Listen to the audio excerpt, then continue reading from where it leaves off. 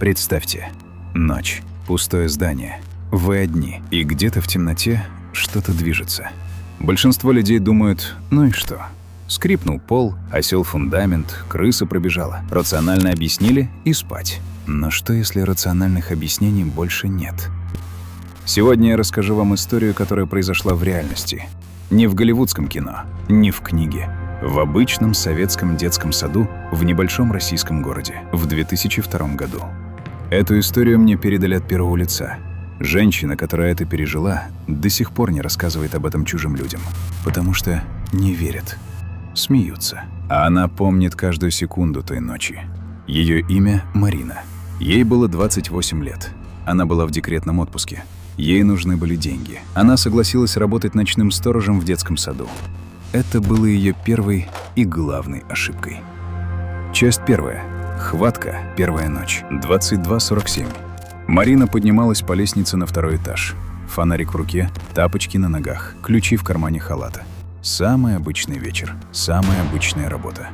Она уже провела здесь предыдущие 3 вечера. Делала обход, закрывала окна, убеждалась, что все в порядке.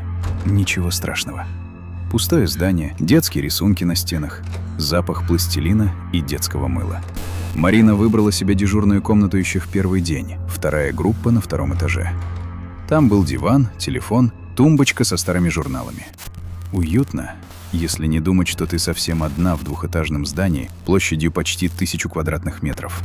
Она поднялась на последнюю ступеньку, потянулась к выключателю. И тут оно началось. Бум, бум, бум. Ни скрип, ни случайный звук оседающего здания. Удары. Тяжелые, ритмичные, целенаправленные. Будто кто-то весом в 150 килограммов методично ставит ногу на каждую ступеньку. И специально, с наслаждением давит на нее всей тяжестью. Марина не помнит, как оказалась у двери дежурной комнаты. Не помнит, как нашла в темноте щеколду. Она помнит только одно. Ее руки тряслись так сильно, что она не могла попасть в петлю. 1, 2, 3 попытки.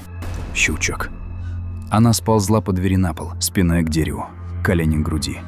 Фонарик зажат в побелевших пальцах. Бум, бум, бум. Шаги поднимались. Они дошли до верхней ступеньки.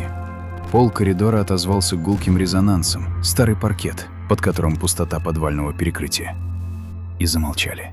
Именно в 2 метрах от ее двери. Марина не дышала. Она зажала рот ладонью и считала секунды. 10, 20, минута, 3 минуты. Тишина. Ничего не скрипело, никто не стучал в дверь. Никто не дышал за дверью. Просто тишина. Такая плотная, что в ушах начинало звенеть. Она просидела так до рассвета. 4 часа, не двигаясь, не звоня по телефону. Телефон был на тумбочке в 2 метрах от нее, и она не могла заставить себя встать с пола.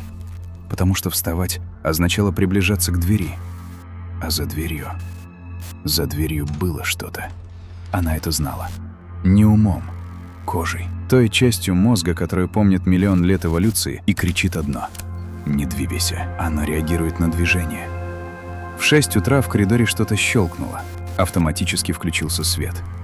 И только тогда, через несколько минут, Марина смогла встать, открыть дверь, выйти в залитый бледным люминесцентным светом коридор. Пустой. Абсолютно пустой. Никаких следов, никаких объяснений. Но на полу, прямо перед дверью ее комнаты, она увидела кое-что, что не смогла объяснить никогда. Длинные, глубокие царапины на паркете. Как будто что-то тяжелое стояло здесь всю ночь и переминалось с ноги на ногу. Часть 2. 3 дня назад. Кто такая Марина? Чтобы понять, что произошло с Мариной, нужно понять, кем она была. 28 лет. Муж Сергей работает на заводе, смена через день. Маленький ребенок, сыну только 8 месяцев. Съемная 2-комнатная квартира на окраине города. Денег впритык. Декретных едва хватает на еду. Марина была из тех людей, которые не жалуются, которые стиснут зубы и сделают, что надо. Практичная, спокойная, немного суровая. Не верила ни в Бога, ни в чёрта. Пустые суеверия, говорила она. Объявление на доске в поликлинике. Детский сад номер 14 приглашает ночного сторожа. График – ночь через 2. Обязанности. Обход здания, контроль окон и дверей. Телефон. Она позвонила в тот же день. Заведующая Людмила Ивановна встретила ее приветливо. Провела по зданию, показала дежурную комнату, объяснила маршрут обхода. Сначала первый этаж. 4 группы, кухня, медкабинет, подсобки. Потом второй. Еще 4 группы, музыкальный зал, кабинет заведующей. «Все очень просто», — сказала Людмила Ивановна и улыбнулась. «Главное, окна проверяйте тщательно. У нас в прошлом году форточку забыли. 2 кошки залезло». Марина засмеялась. «Нормальная работа, спокойная». Первое дежурство прошло без происшествий. Марина обошла здание, закрыла 3 форточки на первом этаже, нашла в шкафу пазлы и просидела до утра за их сборкой. Тихо, спокойно, даже скучно. Второе дежурство — то же самое. Она нашла в дежурной комнате подшивку старых журналов «Работница» за 1987-1989 годы. Читала, пила чай из термоса. Все хорошо. Но была одна деталь, которую Марина тогда не замечала. Или замечала, но объясняла рационально. Каждый раз, входя в одну из групп на первом этаже, крайнюю левую, звездочку, она чувствовала холод. Не сквозняк, не просто прохладу. Холод. Резкий, неприятный, как будто кто-то открыл холодильник прямо в лицо. Окна были закрыты, батарея работала. Разница в температуре с коридором градусов 10, не меньше. «Наверное, угловая комната», — подумала она. «Хуже прогревается». И забыла. Еще одна деталь. В эту же комнату, звездочку, она никогда не задерживалась дольше, чем нужно. Проверяла окна и уходила, быстро, не оглядываясь. Потом она не могла объяснить, почему. Просто хотелось уйти. Как можно быстрее. Часть 3. Первые трещины. Реальность начинает ломаться. 3 дежурство. Именно та ночь, про которую я рассказал в самом начале. До этого момента все было нормально. После этого момента ничего не было нормальным. Никогда. То, что она нашла на следующий день, утром после бессонной ночи под дверью, Марина все-таки набралась смелости осмотреть здание перед приходом персонала. Группа «Звездочка» на первом этаже. Она стояла в дверях и смотрела. Окна закрыты, шкафы на месте, детские кроватки ровными рядами, столы, стулья, рисунки на стенах, солнышки, домики, семьи из палочек. И кресло-качалка в углу. Воспитательское кресло-качалка, которое стояло у окна, качалось. Медленно, ритмично. Окна закрыты, сквозняков нет, никого нет. Она просто качалась. Марина смотрела на него секунд 10, потом развернулась и пошла открывать входную дверь для утренней смены. Она не вернулась в ту группу. Никогда. Разговор с бабушкой. В тот же день, сразу после смены, Марина поехала к бабушке Нине. 70-летней женщине с острыми глазами и удивительно спокойным голосом. Марина рассказала про шаги, рассказала про царапины на полу, рассказала про кресло. Бабушка Нина выслушала все, не перебивала, не смеялась. Когда Марина замолчала, она помолчала сама, секунд 20, и потом сказала: «Там работала Тамара из нашего двора, уборщицей. Забеременела, тяжело стало. Перевели на легкий труд, сторожем. Отдежурила одна ночь. Утром пришла ко мне, белая как мел. Написала заявление об уходе в тот же день. Сказала, там кто-то есть. Что там происходит, не говорила. Только сказала, там кто-то есть, и это не человек». Марина молчала. «Ты не первая», — сказала бабушка, — «и не последняя». Потом она научила Марину кое-чему, тому, что знала от своей бабушки, тому, что старые люди называют договором с хозяином. Старый договор. У каждого здания, говорила бабушка Нина, есть свой хозяин. Не в смысле владельца, в смысле того, кто живет в этом месте, кто был здесь до людей, или кто остался после людей, или кто пришел вместе с людьми и задержался. Это не обязательно что-то злое. Это что-то свое, территориальное. Оно не любит, когда в его пространство вторгаются без спроса. Особенно ночью. Особенно в одиночку. «Ты должна попросить разрешения», — объяснила бабушка. «Не молиться, не умолять. Именно попросить. Как взрослый человек просит другого взрослого человека о понимании. Признать, что ты знаешь, оно там есть. объяснить, что у тебя нет выбора, и попросить не мешать. «И это работает?» — спросила Марина. Бабушка посмотрела на нее долгим взглядом. «Работало для меня. Для Тамары нет. Потому что Тамара не просила. Она испугалась и убежала. А оно восприняло это как победу. Теперь хозяйничает там еще увереннее». «А если попросить, оно остановится?» «Оно не остановится», — сказала бабушка тихо. «Оно будет делать свое, но тебя не тронет, если договоришься правильно». Часть 4. Договор с тьмой. Марина возвращается. Марина могла уволиться. Деньги нужны были, но не до такой степени. Она не уволилась. Потом, много лет спустя, она говорила, что не может объяснить это решение. Как будто что-то ее держало. Как будто уходить было нельзя. Как будто, и это звучит совсем странно, это было важно. Продолжать, оставаться, понять, что там есть. Может быть, это было любопытство. Может быть, упрямство. Может быть, что-то еще. 4 дежурство. Марина пришла в 22:00. Встала в центре главного коридора 1-го этажа. Тихо, спокойно. И сказала вслух: «Хозяин, батюшка, прости, что я здесь. Я знаю, что это твое место. Я не хочу причинять тебе неудобств. У меня маленький ребенок. Мне нужно кормить семью. Я вынуждена здесь находиться. Не пугай меня, пожалуйста. Не мешай мне работать. Я тебя уважаю». Тишина. Потом она обошла все здание. Медленно. Крестила окна и двери не потому, что была верующей, а потому, что так сказала бабушка. Каждую комнату, каждый угол. Когда она вошла в группу «Звездочка», холод был.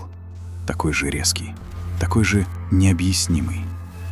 Кресло не качалось. Марина остановилась у входа. Посмотрела в дальний угол комнаты, где всегда было темнее всего, куда не доставал свет из коридора. «Я знаю, что ты здесь», — сказала она тихо. «Я не против. Только не пугай». И вышла. Звуки, которые теперь были везде. После договора шаги в коридоре прекратились, но другие звуки нет. Каждую ночь в разных частях здания. Что-то падало, что-то скрипело, что-то шуршало. Долго, монотонно, как будто кто-то перебирал бумаги или шел по сухим листьям. В группе «Березка» на 1-м этаже однажды ночью за закрытой дверью кто-то двигал стулья. Марина слышала это отчетливо. Скрежет ножек по линолеуму. Она открыла дверь. Все стояло на месте. Идеальный порядок. В «Ромашке» на 2-м этаже однажды зазвенел детский смех. Один раз. Чистый, веселый детский смех, будто кто-то рассказал ребенку смешную шутку. Из пустой комнаты. В 2 часа ночи. Марина не пошла проверять. Она научилась не проверять. Это было ее вторым и главным правилом. Слышишь? Не иди. Она делает свое. Ты делаешь свое.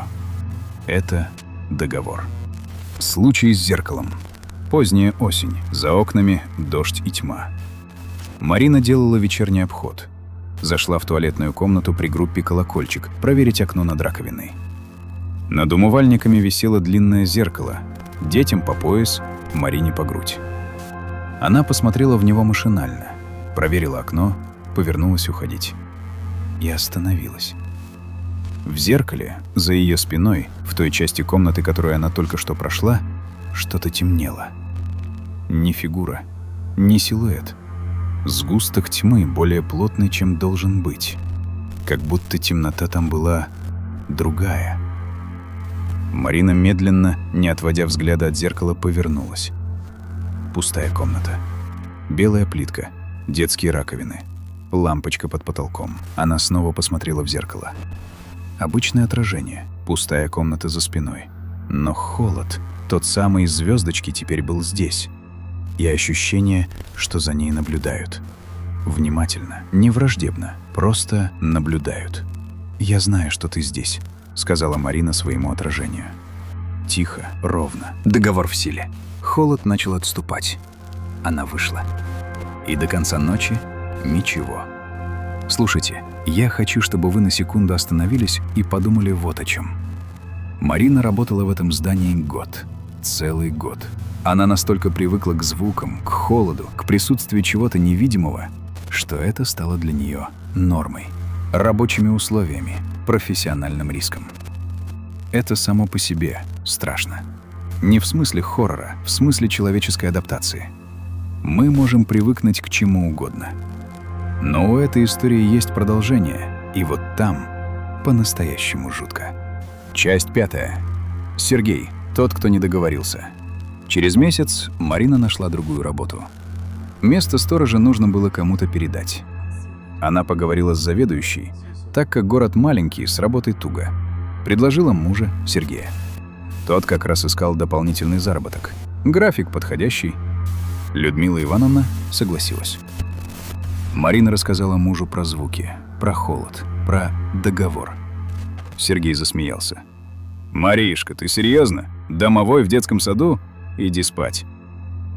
Первая ночь. Сергей пришел со своим термосом кофе, взял с собой книгу.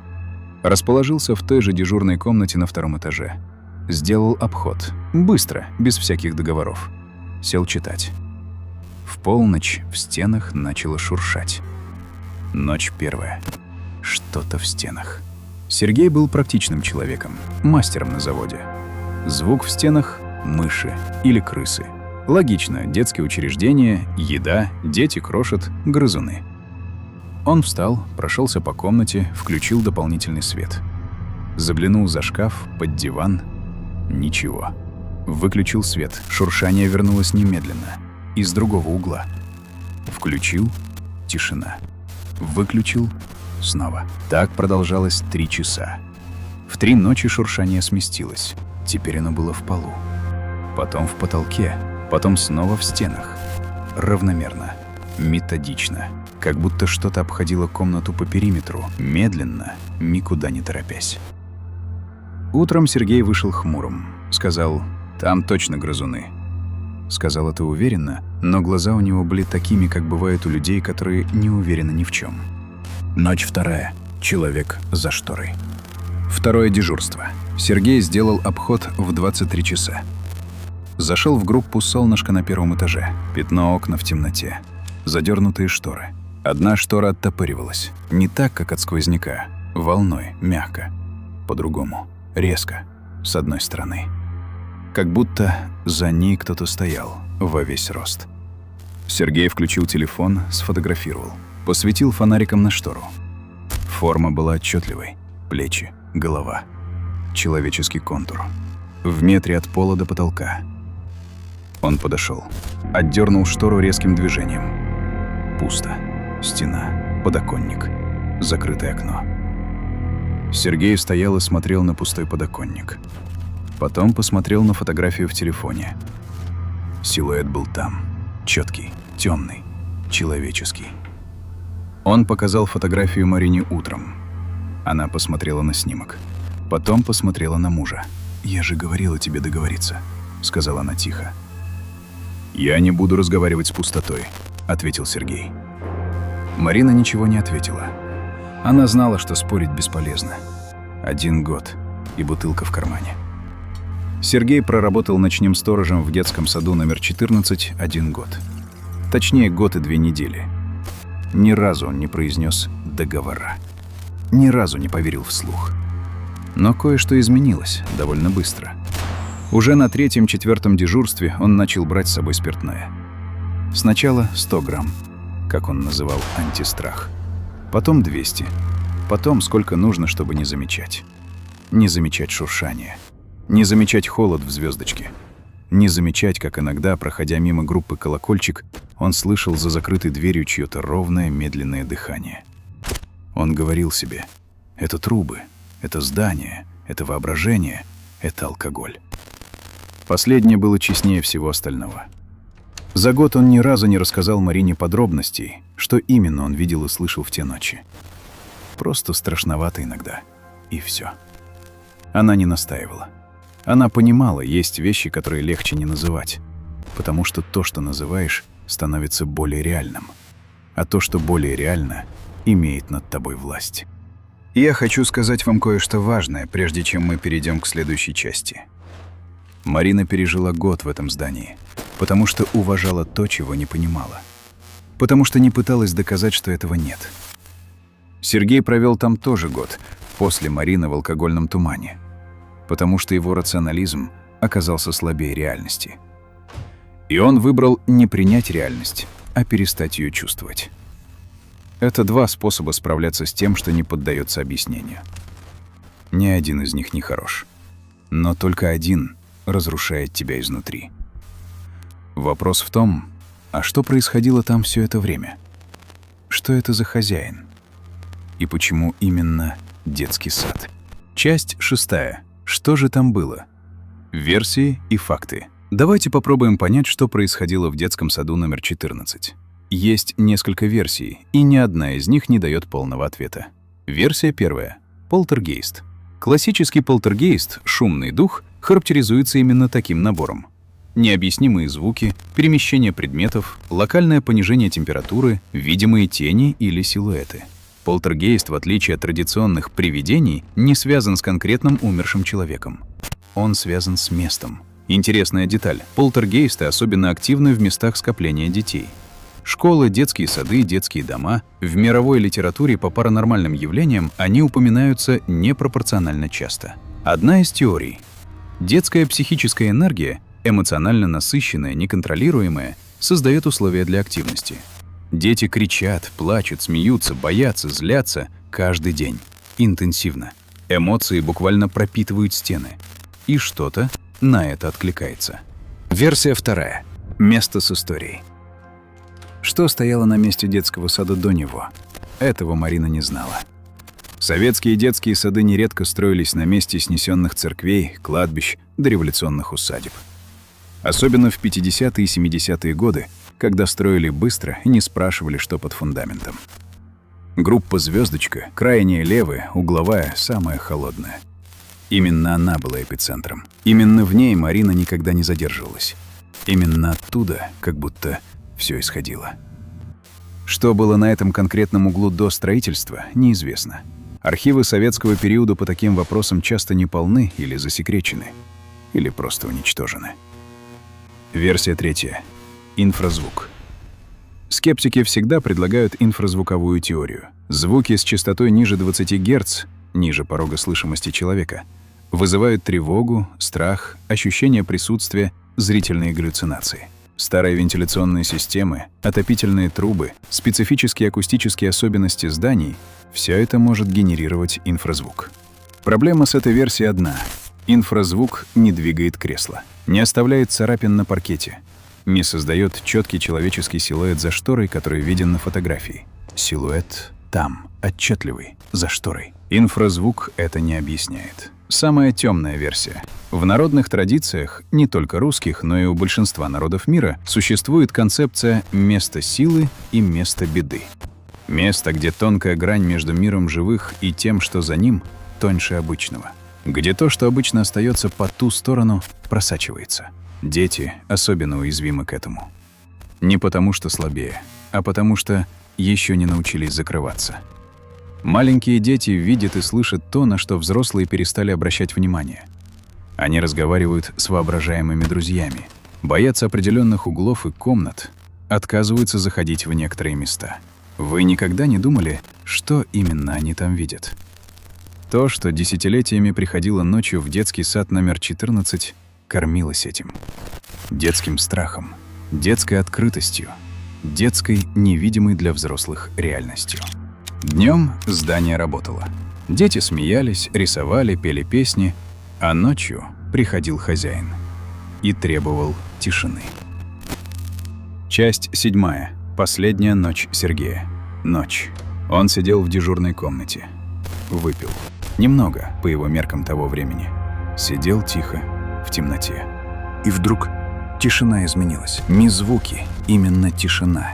Она стала другой. Плотный, живой.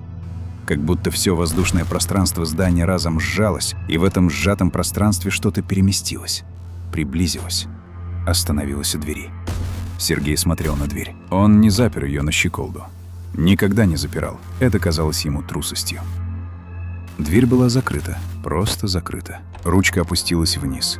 медленно, плавно, до конца. И остановилась.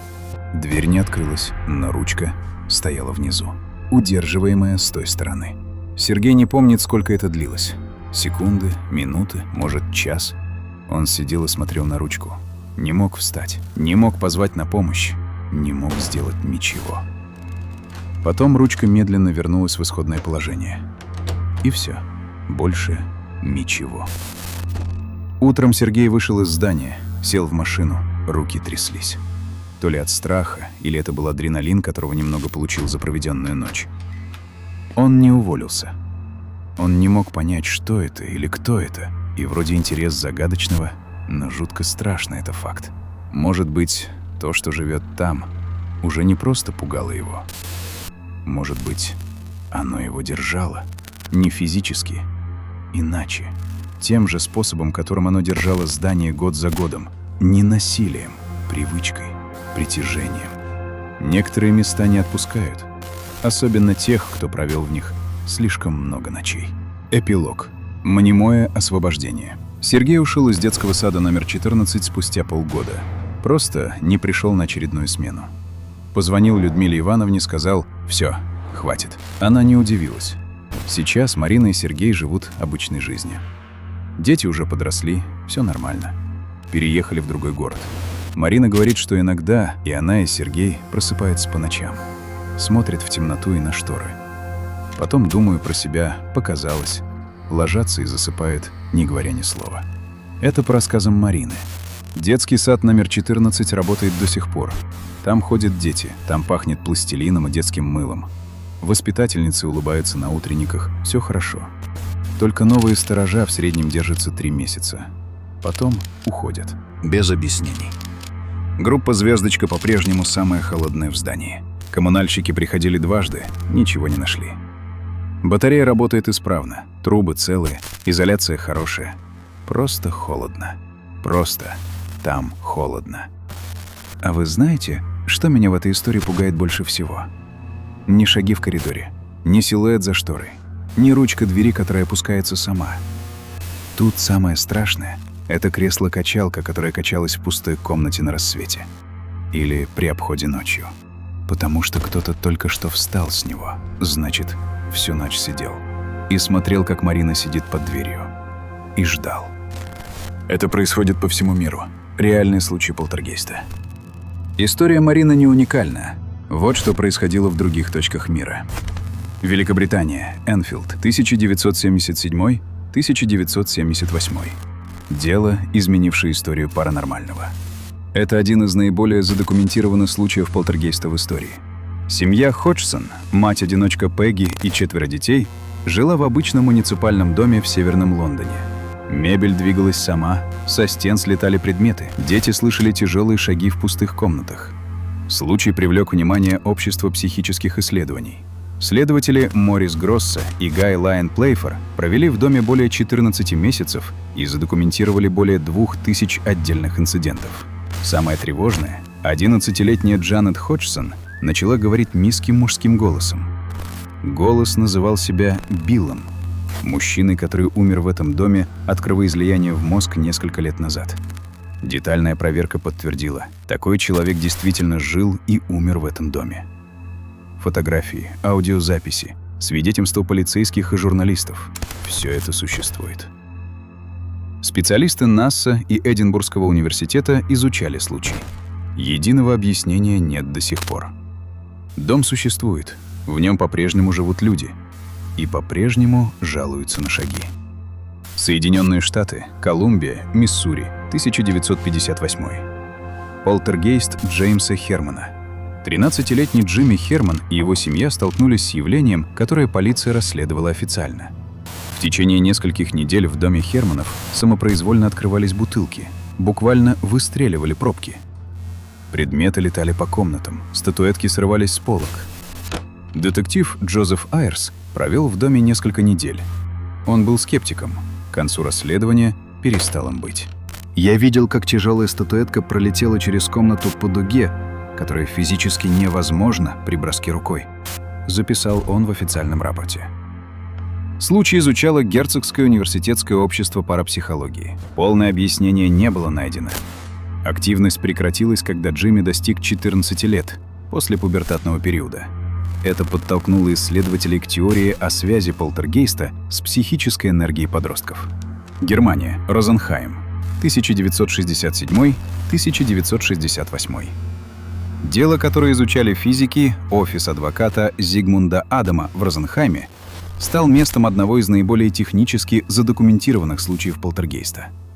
Лампочки взрывались сотнями, быстрее, чем их успевали менять.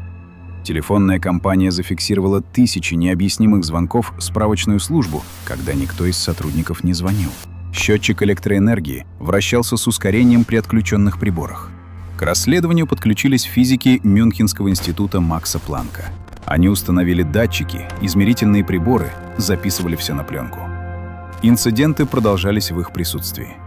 Камеры фиксировали движущиеся предметы, тяжелые картины поворачивались на стенах, светильники раскачивались без воздушного потока. Ученые заметили связь с присутствием в офисе молодой сотрудницы Анни-Марии Шнайдер. Когда она уходила в отпуск, инциденты прекращались. Когда возвращалась, начинались снова. Девушку уволили, активность прекратилась немедленно. Нобелевский лауреат по физике Брайан Джозефсон, изучив материалы дела, заявил: «Я не нашел объяснения в рамках известной физики». Россия. Нефтекамск, 2006. Полтергейст в многоквартирном доме. Российский случай – один из немногих с видеозаписями. В квартире семьи Гладышевых в башкирском Нефтекамске в течение нескольких недель происходило следующее. Мебель перемещалась, когда никого не было дома. Это фиксировали камеры, установленные самой семьей.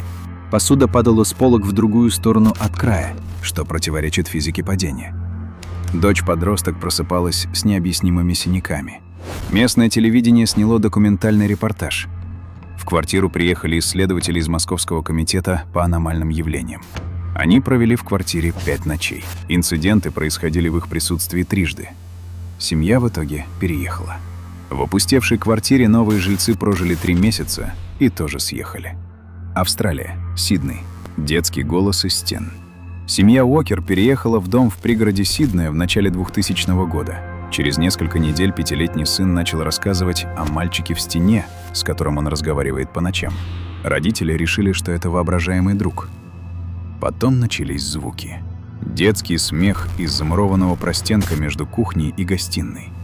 Четкий, слышимый всем членам семьи, без алкоголя и без подросткового возраста, как объяснений. Строители, вскрывшие простенок при ремонте, обнаружили пустое пространство между стенами и детский ботинок. Один, небольшого размера, очень старый. Соседи рассказали, в 1940-е годы в этом доме пропал 8-летний ребенок. Официально несчастный случай. Ботинок сейчас хранится у исследователя паранормального Билла Чокси. Голоса после вскрытия стены прекратились. Япония. Токио. 2012. Корпоративный офис и 108 инцидентов. Японский случай задокументирован особенно подробно в силу японской корпоративной культуры педантичного ведения записей. Офис технологической компании в районе Синдзюку за 8 месяцев зафиксировал 108 необъяснимых происшествий.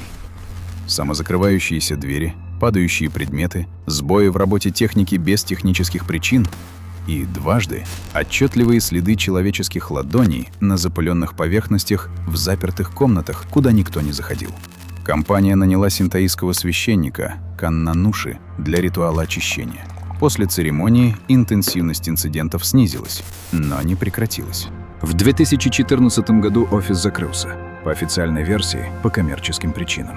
Бывшие сотрудники в интервью называли другие причины. Бразилия, Порту-Алегри, 1988. Полтергейст, который атаковал бразильский случай. Один из немногих, где хозяин не просто пугал. Семья Пиньейру на протяжении 4 месяцев подвергалась физическим нападениям. Летящими предметами, ударами невидимых рук, ожогами неизвестного происхождения. Мать семьи получила ожог 2-й степени на запястье, в отсутствие каких-либо источников огня. Это зафиксировал врач. В медицинской карте написано: ожог неустановленной этиологии, по характеру контактный. Известный бразильский паранормальный исследователь Луис Альберто Гонсалес провел в доме 3 недели. Он зафиксировал 11 случаев движения предметов и 2 случая физического контакта с невидимым присутствием, включая собственный. Семья уехала. Дом снесли через 2 года. Официальная причина сноса — ветхость конструкции. Соседи говорили иначе. Финал. Что это значит? Россия, Великобритания, Соединенные Штаты, Германия, Австралия, Япония, Бразилия. Разные культуры, разные языки, разные традиции и верования, разные столетия. Одинаковые звуки, одинаковые холодные комнаты. Одинаковые силуэты за шторами.